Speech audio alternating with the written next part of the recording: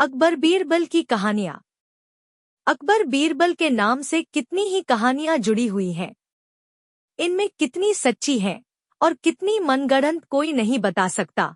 परंतु एक बात तो सत्य है कि इनसे जो प्रेरणा और शिक्षा मिलती है, उससे कोई इनकार नहीं कर सकता। इनसे बीरबल की हाजिर जवाबी और बुद्धि का हमें पता चलता है। इनकी प्रासंगिकता हमेशा बनी रहेगी। बादशाह का गुस्सा, अकबर बीरबल की कहानी। बादशाह का गुस्सा, अकबर बीरबल स्टोरी। बादशाह अकबर अपनी बेगम से किसी बात पर नाराज हो गए। नाराजगी इतनी बढ़ गई कि उन्हें बेगम को मायके जाने को कह दिया। बेगम ने सोचा कि शायद बादशाह ने गुस्से में ऐसा कहा है, इसलिए वह मायके नहीं गईं। जब बादशाह ने देखा कि बेगम अभी तक मायके नहीं गई हैं, तो उन्होंने गुस्से में कहा, तुम अभी तक यहीं हो गई नहीं, सुबह होते ही अपने मायके चली जाना वरना अच्छा न होगा। तुम चाहो तो अपनी मनपसंद चीज साथ ले जा सकती हो। बेगम सिसक कर जनान खाने में चली गईं। वहां जाकर उसने बीरबल को बुलाया। बीरबल बेगम के सामने पेश हो गया। बेगम ने बादशाह की नाराजगी के बारे में बताया और उनके हुक्म को भी बता दिया। बेगम साहिबा, अगर बादशाह ने हुक्म दिया है तो जाना ही पड़ेगा, और अपनी मनपसंद चीज ले जाने की बाबत जैसा मैं कहता हूँ वैसा ही करें, बादशाह की नाराजगी भी दूर हो जाएगी। बेगम ने बीरबल से कहे अनुसार बादशाह को रात में नींद की दवा दे दी और उन्हें नींद में ही पालकी में डालकर अपने साथ मायके ले आई और एक सुसज्जित शयनकक्ष में सुला दिया। जब बादशाह की नींद खुली तो स्वयं को अनजाने स्थान पर पाकर हैरान हो गए। पुकारा, कोई है? उनकी बेगम साहिबा उपस्थित हुई। बेगम को वहां देखकर वे समझ गए कि वे अपनी ससुराल में हैं। उन्होंने गुस्से से पूछा, तुम हमें भी यहाँ ले आई, इतनी बड़ी गुस्ताखी कर डाली। मेरे सरताज, आपने ही तो कहा था कि अपनी मनपसंद चीज ले जाना, इसलिए आपको ले आई। यह सुनकर बादशाह का गुस्सा जाता रहा। मुस्कुराकर बोले, जरूर तुम्हें यह तरकीब बीरबल ने ही बताई होगी। बेगम ने हामी भरते हुए सिर हिला दिया। पैर और चप्पल, अकबर बीरबल की कहानी। पैर और चप्पल, अकबर बीरबल स्टोरी। बीरबल बहुत नेक दिल इंसान थे। वह सदैव दान करते रहते थे और इतना ही नहीं, बादशाह से मिलने वाले इनाम को भी ज्यादातर गरीबों और दीन-दुखियों में बांट देते थे, परंतु इसके बावजूद भी उनके पास धन की कोई कमी न थी। दान देने के साथ साथ बीरबल इस बात से भी चौकन्ने रहते थे कि कपटी व्यक्ति उन्हें अपनी दीनता दिखाकर ठग न लें। ऐसे ही अकबर बादशाह ने दरबारियों के साथ मिलकर एक योजना बनाई कि देखें कि सच्चे दीन दुखियों की पहचान बीरबल को हो पाती है या नहीं। बादशाह ने अपने एक सैनिक को वेश बदलवाकर दीनहीन अवस्था में बीरबल के पास भेजा कि अगर वह आर्थिक सहायता के रूप में बीरबल से कुछ ले आएगा तो अकबर की ओर से उसे इनाम मिलेगा। एक दिन जब बीरबल पूजा पाठ करके मंदिर से आ रहे थे तो भेष बदले हुए सैनिक ने बीरबल के सामने आकर कहा, हुजूर दीवान, मैं और मेरे 8 छोटे बच्चे हैं जो 8 दिनों से भूखे हैं। भगवान का कहना है कि भूखों को खाना खिलाना बहुत पुण्य का कार्य है। मुझे आशा है कि आप मुझे कुछ दान देकर अवश्य ही पुण्य कमाएंगे। बीरबल ने उस आदमी को सिर से पांव तक देखा और एक क्षण में ही पहचान लिया कि वह ऐसा नहीं है जैसा वह दिखावा कर रहा है। बीरबल मन ही मन मुस्कराए और बिना कुछ बोले ही उस रास्ते पर चल पड़े जहां से होकर एक नदी पार करनी पड़ती थी। वह व्यक्ति भी बीरबल के पीछे पीछे चलता रहा। बीरबल ने नदी पार करने के लिए जूती उतारकर हाथ में ले ली। उस व्यक्ति ने भी अपने पैर की फटी पुरानी जूती हाथ में लेने का प्रयास किया। बीरबल नदी पार कर कंकरीले मार्ग आते ही 2-4 कदम चलने के बाद ही जूती पहन लेता। बीरबल यह बात भी गौर कर चुके थे कि नदी पार करते समय उसका पैर धुलने के कारण वह व्यक्ति और भी साफ सुथरा, चिकना, मुलायम गोरी चमड़ी का दिखने लगा था, इसलिए वह मुलायम पैरों से कंकरीले मार्ग पर नहीं चल सकता था। दीवान जी, दीन तहीन की पुकार आपने सुनी नहीं, पीछे आ रहे व्यक्ति ने कहा। बीरबल बोले, जो मुझे पापी बनाए मैं उसकी पुकार कैसे सुन सकता हूं? क्या कहा? क्या आप मेरी सहायता करके पापी बन जाएंगे? हाँ, वह इसलिए कि शास्त्रों में लिखा है कि बच्चे का जन्म होने से पहले ही भगवान उसके भोजन का प्रबंध करते हुए उसकी माँ के स्तनों में दूध दे देता है, उसके लिए भोजन की व्यवस्था भी कर देता है। यह भी कहा जाता है कि भगवान इंसान को भूखा उठाता है पर भूखा सुलाता नहीं है।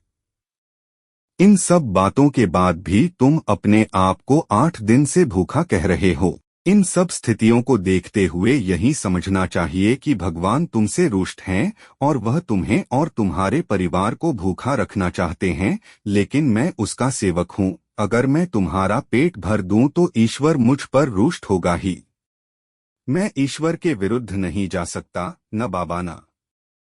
मैं तुम्हें भोजन नहीं करा सकता, क्योंकि यह सब कोई पापी ही कर सकता है।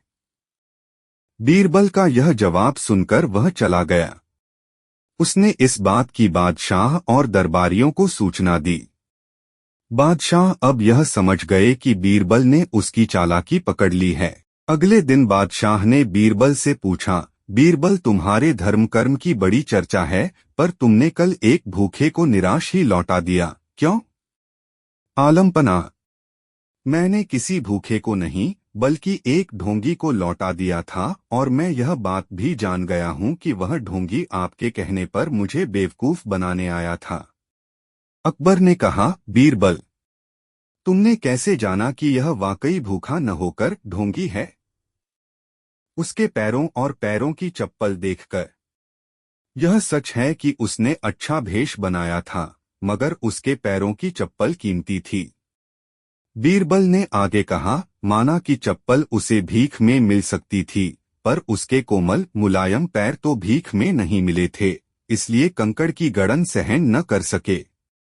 इतना कहकर बीरबल ने बताया कि किस प्रकार उसने उस मनुष्य की परीक्षा लेकर जान लिया कि उसे नंगे पैर चलने की भी आदत नहीं, वह दरिद्र नहीं बल्कि किसी अच्छे कुल का खाता कमाता पुरुष है। बादशाह बोले, क्यों न हो, वह मेरा खास सैनिक है। फिर बहुत प्रसन्न होकर बोले, सचमुच बीरबल, माप-दौलत तुमसे बहुत खुश हुए। तुम्हें धोखा देना आसान काम नहीं है। बादशाह के साथ साजिश में शामिल हुए सभी दरबारियों के चेहरे बुझ गए। पहली मुलाकात अकबर बीरबल की कहानी। पहली मुलाकात अकबर बीरबल स्टोरी। अकबर को शिकार का बहुत शौक था। वे किसी भी तरह शिकार के लिए समय निकल ही लेते थे। बाद में वे अपने समय के बहुत ही अच्छे घुड़सवार और शिकारी भी कहलाए। एक बार राजा अकबर शिकार के लिए निकले, घोड़े पर सरपट दौड़ते हुए उन्हें पता ही नहीं चला और केवल कुछ सिपाहियों को छोड़कर बाकी सेना पीछे रह गई। शाम घिर आई थी, सभी भूखे और प्यासे थे और समझ गए थे कि वो रास्ता भटक गए हैं। राजा को समझ नहीं आ रहा था कि वह किस तरफ जाएं। कुछ दूर जाने पर उन्हें एक तिराहा नजर आया। राजा बहुत खुश हुए, चलो अब तो किसी तरह वे अपनी राजधानी पहुंच ही जाएंगे, लेकिन जाएं तो जाएं किस तरफ? राजा उलझन में थे। वे सभी सोच में थे किंतु कोई युक्ति नहीं सूझ रही थी। तभी उन्होंने देखा कि एक लड़का उन्हें सड़क के किनारे खड़ा घूर रहा है। सैनिकों ने यह देखा तो उसे पकड़कर राजा के सामने पेश किया। राजा ने कड़कती आवाज में पूछा, ऐ लड़के, आगरा के लिए कौन सी सड़क जाती है? लड़का मुस्कुराया और कहा, जनाब, ये सड़क चल नहीं सकती तो ये आगरा कैसे जाएगी? महाराज, जाना तो आपको ही पड़ेगा। और यह कहकर वह खिलखिलाकर हंस पड़ा। सभी सैनिक मौन खड़े थे, वे राजा के गुस्से से वाकिफ थे। लड़का फिर बोला, जनाब, लोग चलते हैं, रास्ते नहीं। यह सुनकर इस बार राजा मुस्कुराया और कहा, नहीं, तुम ठीक कह रहे हो। तुम्हारा नाम क्या है? अकबर ने पूछा। मेरा नाम महेश दास है महाराज, लड़के ने उत्तर दिया। और आप कौन हैं? अकबर ने अपनी अंगूठी निकालकर महेश दास को देते हुए कहा, तुम महाराजा अकबर हिंदुस्तान के सम्राट से बात कर रहे हो। मुझे निडर लोग पसंद हैं। तुम मेरे दरबार में आना और मुझे ये अंगूठी दिखाना।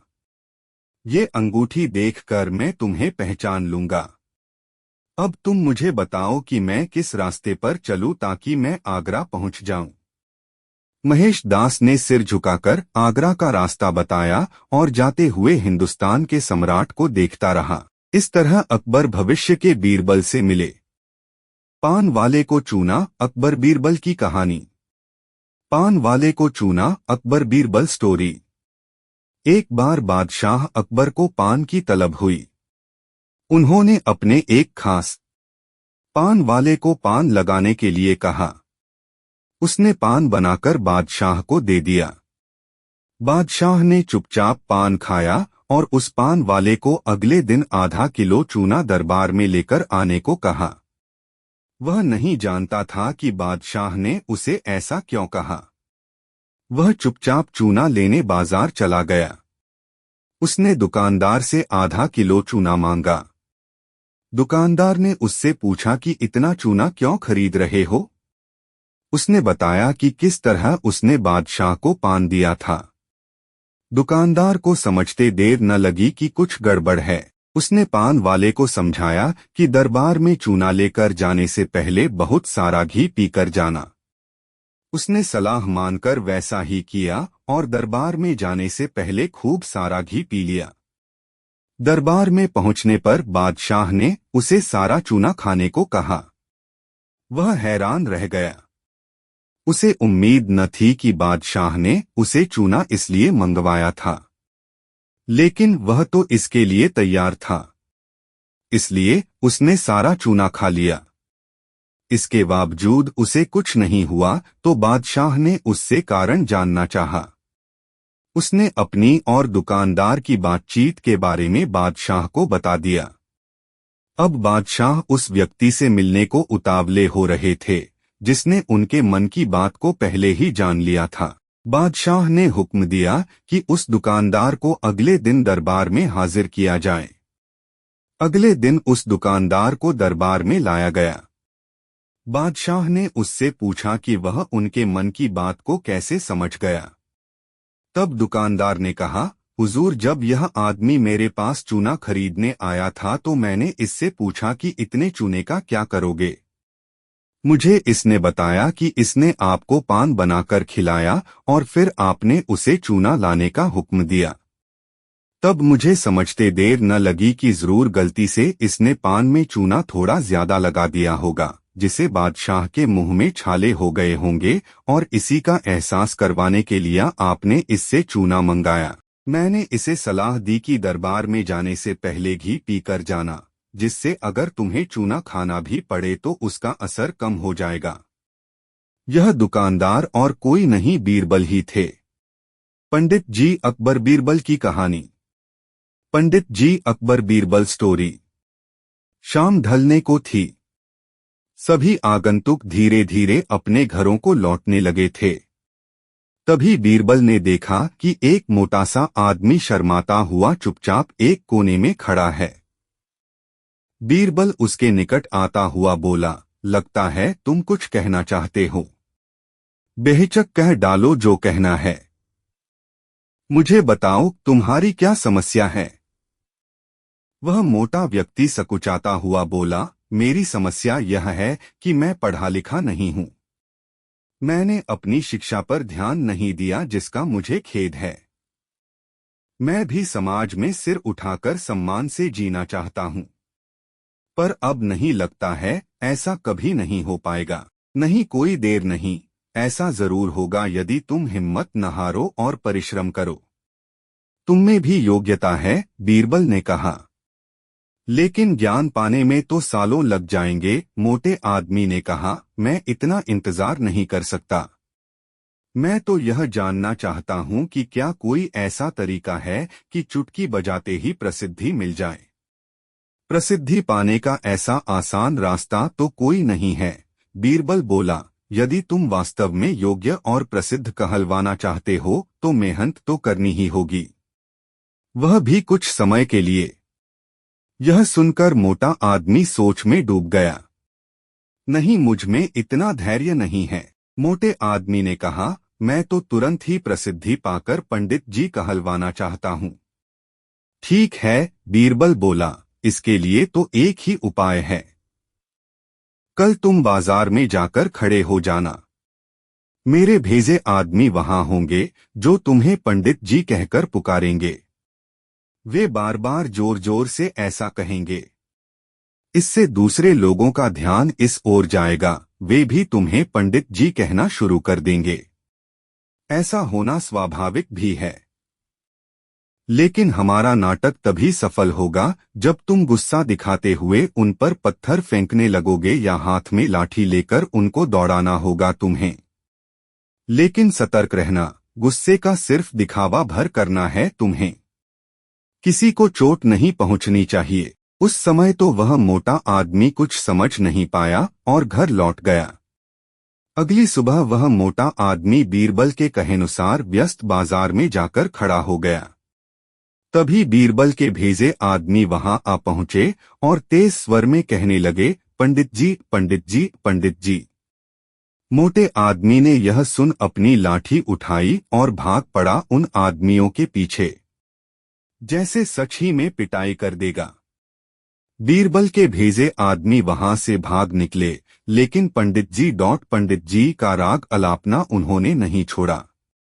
कुछ ही देर बाद आवारा लड़कों का वहां घूमता समूह पंडित जी चिल्लाता हुआ उस मोटे आदमी के पास आ धमका। बड़ा मजेदार दृश्य उपस्थित हो गया था। मोटा आदमी लोगों के पीछे दौड़ रहा था और लोग पंडित जी कहते हुए नाच गाकर चिल्ला रहे थे। अब मोटा आदमी पंडित जी के नाम से प्रसिद्ध हो गया। जब भी लोग उसे देखते तो पंडित जी कहकर ही संबोधित करते। अपनी ओर से तो लोग यह कहकर उसका मजाक उड़ाते थे कि वह उन पर पत्थर फेंकेगा या लाठी लेकर उनके पीछे दौड़ेगा। लेकिन उन्हें क्या पता था कि मोटा तो चाहता ही यही था। वह प्रसिद्ध तो होने ही लगा था। इसी तरह महीनों बीत गए। मोटा आदमी भी थक चुका था। वह यह भी समझ गया था कि लोग उसे सम्मानवश पंडित जी नहीं कहते, बल्कि ऐसा कहकर तो वे उसका उपहास करते हैं। लोग जान गए थे कि पंडित कहने से उसे गुस्सा आ जाता है। वह सोचता था कि शायद लोग मुझे पागल समझते हैं। यह सोचकर वह इतना परेशान हो गया कि फिर से बीरबल के पास जा पहुंचा। वह बोला, मैं मात्र पंडित जी कहलाना नहीं चाहता। वैसे मुझे स्वयं को पंडित कहलवाना पसंद है और कुछ समय तक यह सुनना मुझे अच्छा भी लगा। लेकिन अब मैं थक चुका हूँ। लोग मेरा सम्मान नहीं करते, वो तो मेरा मजाक उड़ाते हैं। मोटे आदमी को वास्तविकता का आभास होने लगा था। मोटे आदमी को यह कहता देख बीरबल हंसता हुआ यह बोला, मैंने तो तुमसे पहले ही कह दिया था कि तुम बहुत समय तक ऐसा नहीं कर पाओगे। लोग तुम्हें वह सब कैसे कह सकते हैं जो तुम हो ही नहीं। क्या तुम उन्हें मूर्ख समझते हो? जाओ, अब कुछ समय किसी दूसरे शहर में जाकर बिताओ। जब लौटो तो उन लोगों को नजरअंदाज कर देना जो तुम्हें पंडित जी कहकर पुकारें। एक अच्छे सभ्य व्यक्ति की तरह आचरण करना। शीघ्र ही लोग समझ जाएंगे कि पंडित जी कहकर तुम्हारा उपहास करने में कुछ नहीं रखा और वे ऐसा कहना छोड़ देंगे।